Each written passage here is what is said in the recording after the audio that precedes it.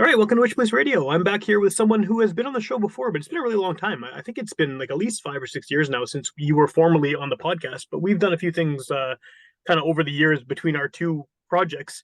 But before we get into any of that, I think the best way to start this off is if you want to introduce yourself and just give a bit of background about what it is you do with the music community here. For sure. My name is Rylie Saunders. I'm the owner or co-owner of the Village Idiots. Created this show called Live at the Roslyn. Now I have a new show called The Spare Room, and I'm the booking manager and the marketing manager at Osborne Tap House. So I put on a lot of events every week. Right on. And I think that the thing I've always liked about the Village Idiots, and we can get into kind of maybe the history of what's happened over the past few years, but is that you've been sort of a DIY sort of force for promoting local music. And it definitely seems like the same kind of goals that I had with this podcast in just sort of getting the word out about really cool local bands and what's happening in the community. And it's been really awesome to see sort of the progression of the Village Idiots from just this thing you guys were filming on cell phones to this really high production value project sort of by the end of the Roslyn era.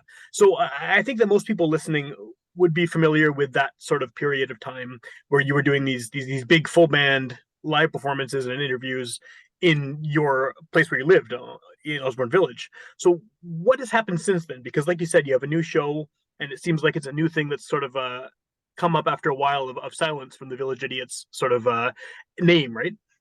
Yeah, totally. And pretty much what happened is that in March 2020, when the world ended, we were in the middle of season 4 Live at the Roslyn, and then we abruptly had to cancel the last 6 episodes.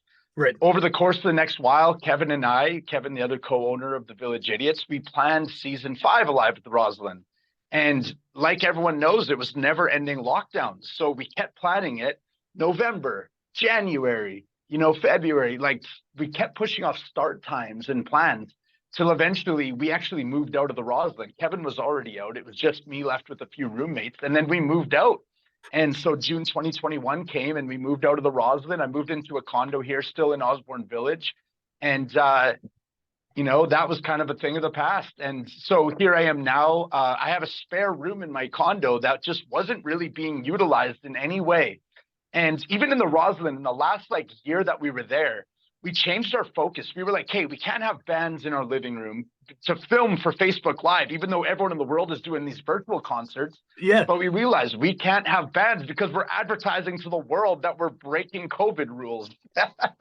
So we literally were like, okay, so you see behind me here, these lights and these curtains, we turned the whole Roslyn living room into a film studio. And the idea was I was just going to film acoustic artists and just create a new series, just so I could do something and create something during COVID.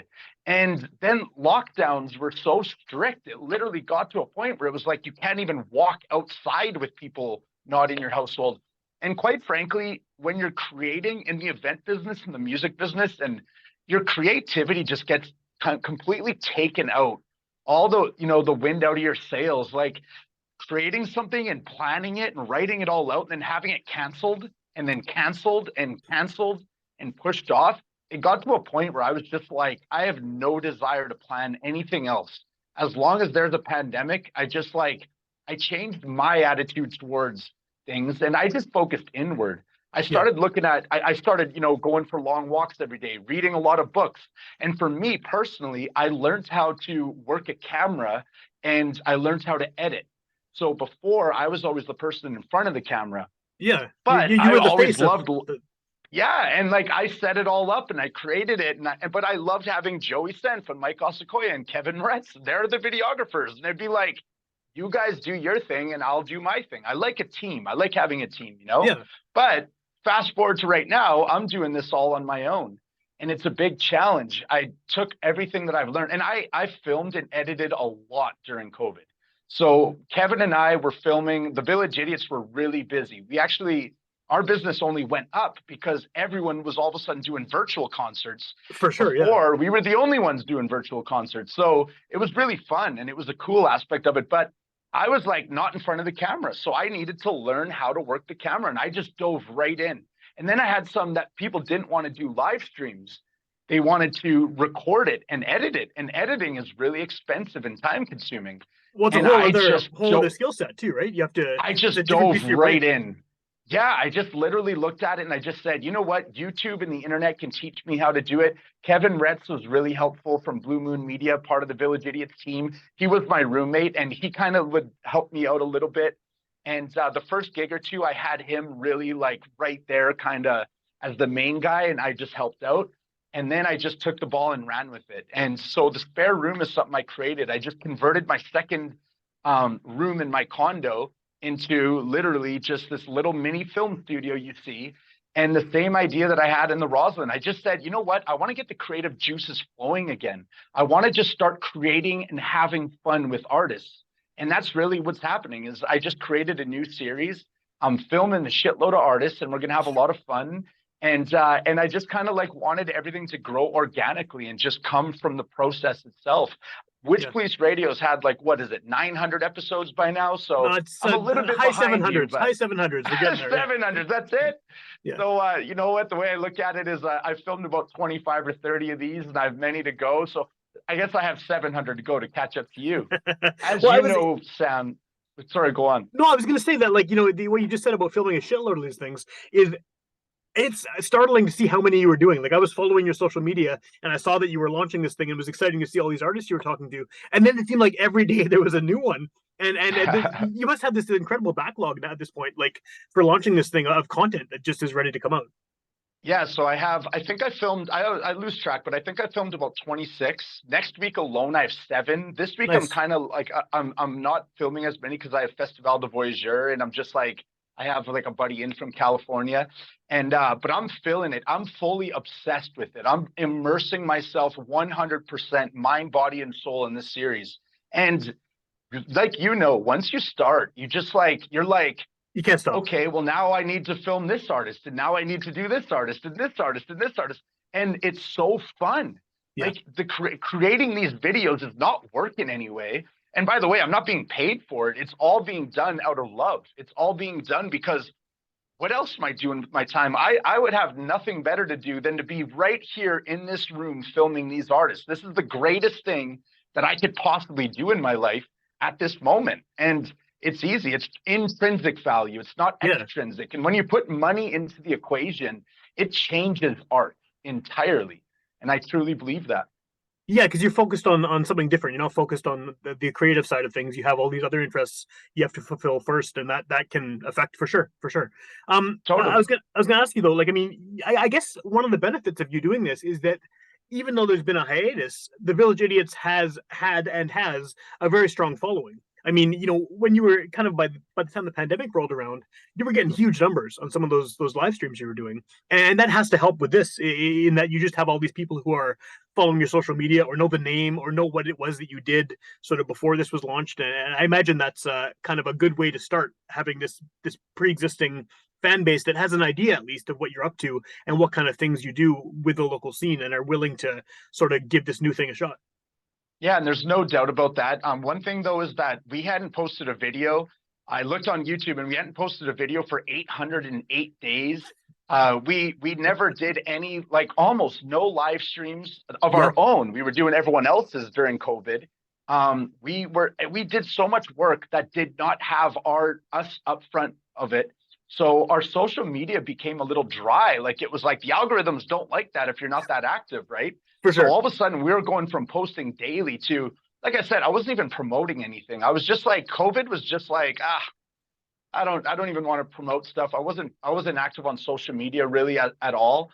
And I wasn't that inspired. So to answer your question, yes, for sure. People know the name The Village Idiots. People get to know me and it helps a lot. But really what I'm doing right now is just trying to get the engine running again of The Village Idiots. There's no doubt that this is not replacing Live at the Roslyn. Yeah. I have all the expectations in the world that we're going to have our whole Village Idiots team is going to be coming back together to start filming bands again, because I look at some of these young up and coming bands. There's so many great ones out there and nothing is like that.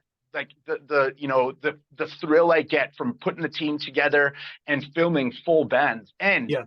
our quality of equipment, Kevin and I invested all the money we made during the pandemic on new cameras and new lenses. We spent tens of thousands of dollars and we never got to do any of that stuff with Live at the Roslyn. We were using really lower end quality cameras and lenses.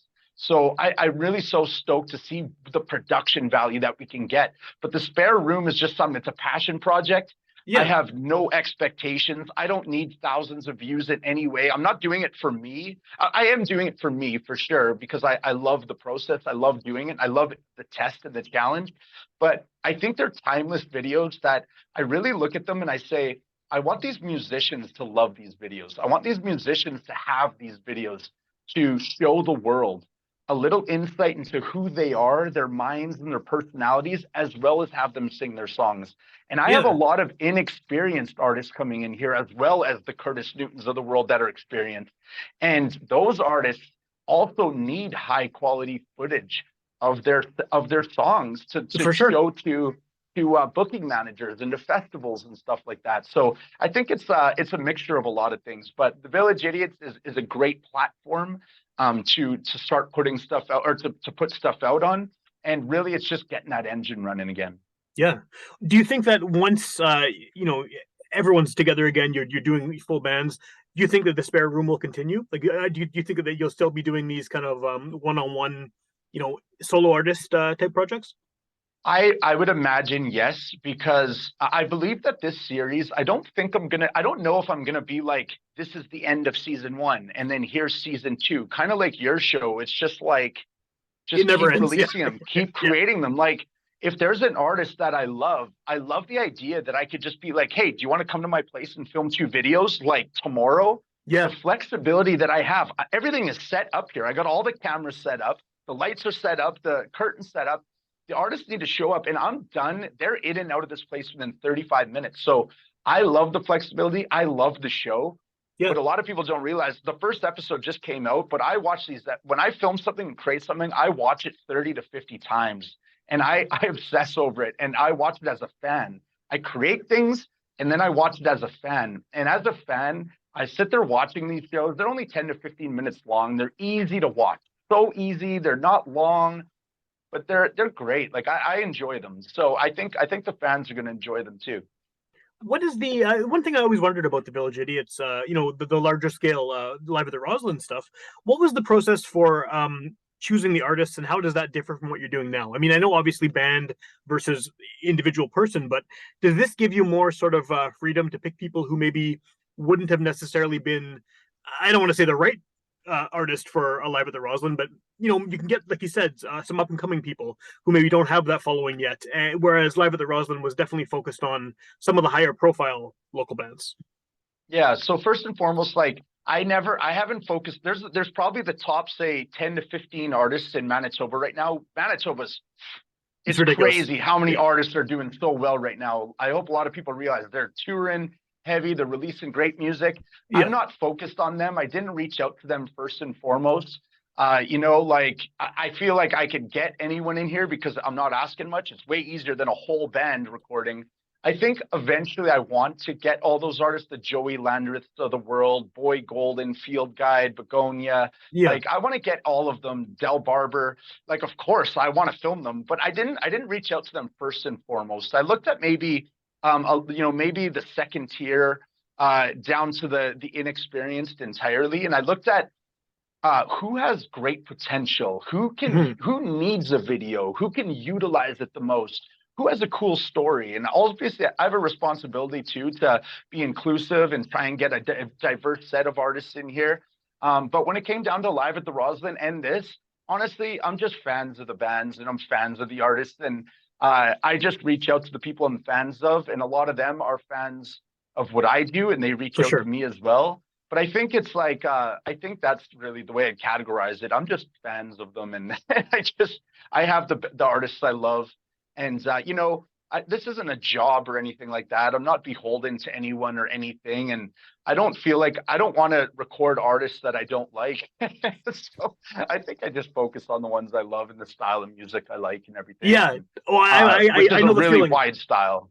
Yeah. I know the feeling completely because I'm the same way too. I mean, I'm booking my own guests twice a week on this show, and yeah, it's not going to be someone I don't want to talk to who I don't have anything to say about their music, Yeah. right? So yeah, it's I love that about Manitoba, that there's just so many people making cool music across like this wide spectrum of genres that you can find people, endless supply of people doing cool shit. Yeah, and for me, it's like I want to. I would love to be able to film every single artist that reaches out to me, but I kind of say to them, I'm like, some people that reach out to me, some people, hey, you reach out, definitely reach out. Like everybody, I always recommend reach out. Yeah. The first thing I'm gonna do is I'm gonna follow you on social media, and I'm gonna see how hard are you trying, how much effort are you putting into to doing stuff. Post videos of yourself before I need to film you because you got to do something. I get people reaching out that don't even have one video to show me of them performing. It's like Yeah. start somewhere.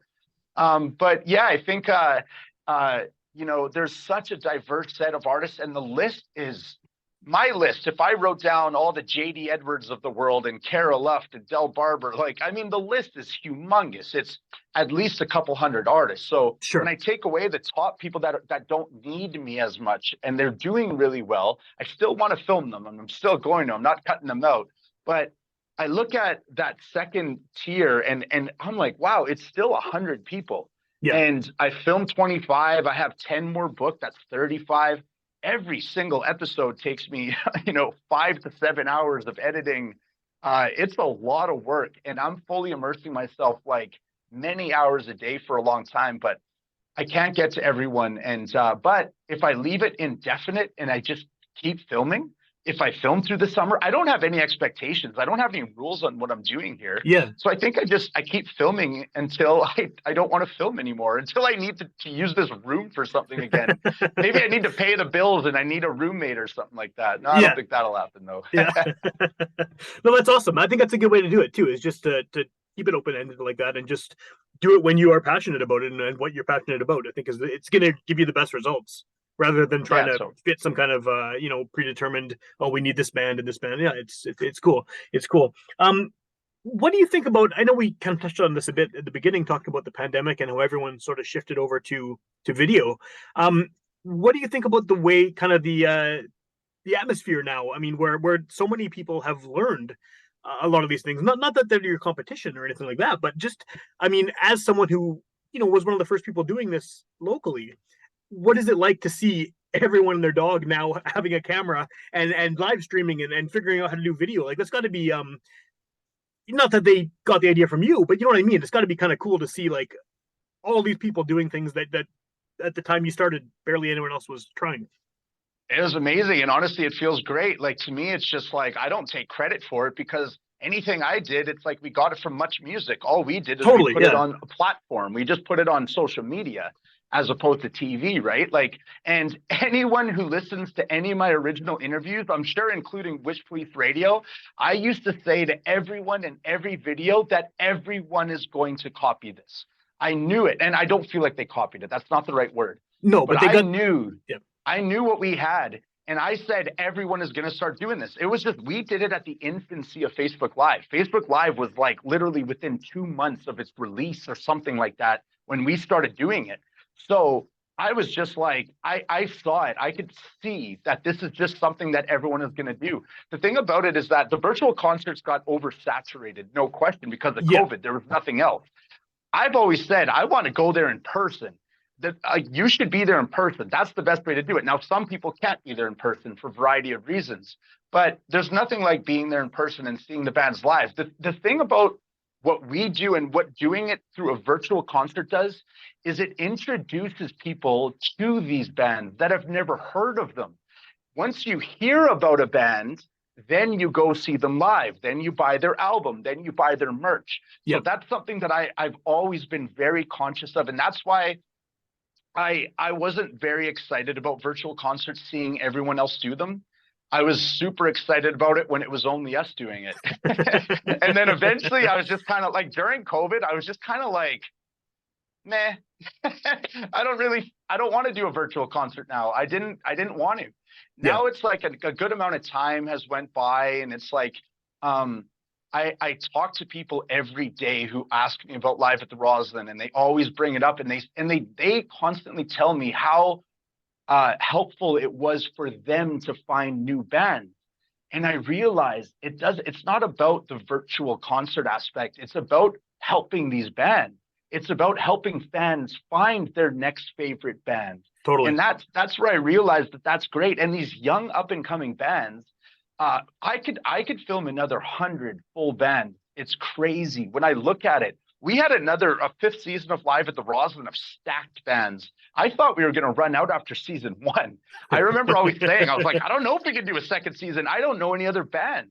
And Yeah, every band, now all of a sudden I know hundreds of bands. But yeah, I think the fact that virtual concerts got a little played out, was more just a reflection of people wanting an end of the pandemic. But video, everyone wants video. Everyone's going to watch music videos on yeah, YouTube, right? And that's how I find my favorite music. In today's digital age, and previously I've always said that I'm embracing the evolution of music into the digital age, and that doesn't end. That's continuing. The for sure. question is very valid. How do you find your new music? And it's through digital means. So I'm super stoked to create something new in the vein of Live at the Roslyn, but it's not going to be the same thing. No. And it's going to be to a higher quality, and it's going to suit a purpose. And I think everyone's going to love it. And how do people find it at this point? I mean, I know that at the time we're recording this, you've just launched it. I mean, after you've been kind of posting these photos and clips and things of the interviews you've done and the live performances you've had, but now it's out there. It's beginning to roll out. So, what's the best way people can track it down and check out what you're doing? So this content is exclusive to our YouTube channel at We Are the Village Idiots. Where our YouTube, Facebook, and our Instagram handles are at We Are the Village Idiots. And so everything is just going to be, I'm kind of fostering our YouTube channel. I like how in YouTube, you kind of put stuff up there and it lives forever. That's where I go to find all my music videos. Yeah, I never search Facebook for music videos. I never search Instagram for music videos. So what I'm doing is I'm utilizing all three of those platforms, and I'm putting the full form video on our YouTube channel. I'm posting a minute, just like a trailer to it on our Instagram channel. And I'm releasing 3 videos a week. So every Monday, Wednesday, and Friday. So I've already released Curtis Newton, and he was the first one just 2 days ago. Tonight, I'm putting up Isla Barker, and then in 2 days, it's going to be Show Pony. And then it's just going to go wild from here. It's going to be going on till about May. And yeah, just go to our YouTube channel, make sure to subscribe. And if you click the bell or whatever it's called, then you'll get a notification every time I put one up. cool. And all the old Live at the Roslyn stuff is still there, right? Like that stuff still lives online. Yeah, so I went hard with that in the season around season 3. I cut up every episode. I every single song that every band did, the whole episodes, and I YouTube has all of our content because again, I kind of realized on Facebook, it's like once you do it, it's there still. You can go search it on our page, It but gets buried though. It gets I buried highly with doubt days. Yeah. people are going back to our page to watch old Live at the Roslins, but they're so easy to find on YouTube. Awesome. And then if bands or artists are looking to, like you said, you want people to reach out if they're interested in getting involved. What's the best way to do that? Through social media? Yeah, just like follow me on Facebook. I do have a professional mode page for Facebook now, so anyone can follow me. I'm not going to typically add friend requests for people I don't know anymore because it just Yeah. gets too flooded. I don't know all these people, and I'd rather not do that. So follow me on social media and never hesitate to reach out and just say, "Hey, how's it going? I'm so and so, and I have a video I'd like you to check out." I like watching videos of people, and I like checking out songs. And make a page yourself that I can follow. That's the easiest way for sure. Do you have because you've been doing this for as long as you have, you know how it works. You know that you're learning, especially since you've been doing this show, learning all the equipment, learning the ins and outs of how to shoot these properly, how to do the audio properly, how to put them online. What advice do you have for people who are maybe seeing this and want to start something of their own and put together their own show, whether it's music or anything else? I would just say, do it. Just do it. Come up with a plan, have a pen and a paper, write out a plan, and then just stick to the plan. Don't focus on the results. Yeah. The results are a product of a plan, but you can't control results. Lower your expectation to the point where your success is defined as you doing it. Just literally do it. Put it out. Don't worry about the results, and utilize the resources. Like you can just Anyone who ever reaches out to me, first off, I'll go through a whole diatribe of what you can do and how you can do it. I've always been happy to help people out. Yeah. And I'm flattered anytime people reach out to me and they need help with that stuff. But I could definitely tell you that I am no expert whatsoever. I learn as I go. I didn't know what an XLR code record was before the first Live at the Roslyn episode. I didn't know the thing about holding a camera until COVID. I Yeah. never edited one video until COVID, and recording audio and all this technology and everything I'm doing. I just Googled it, I YouTubed it, and I asked people that I know. So really, it's very easy. Just use your resources. Google it. There's a YouTube video for everything. But really, what I recommend is lower your expectations and simply do it. Do it. Yeah, I think that's the best advice for anything creative is just make the thing you want to make, and learn it as you go, and it'll obviously improve. I mean, like we said earlier, I've been doing this for a million years and 700 and something episodes, and if you listen to the first one, it's terrible, and I had no idea what I was doing, and I like to think it's gotten better over the years, and that's just from experience, right? Just from figuring out what it is I wanted to do with the show, and same with you, obviously with this project too, is figuring out how you can stay involved in this crazy Village Idiots thing, even though the times have changed and you're not at the Roslyn anymore, but you know how this alternate way to keep doing what you're doing. Totally. And I think like another thing that really helps is to create something and watch it over and over again. So be a creator, but then also be a fan and create content that you want to see as a fan. But also don't worry too much what other people think. Don't worry too much what other people say. Be different. Be quirky. Wear your freak flag on your shoulder. Like don't focus on what other people say and what other people do.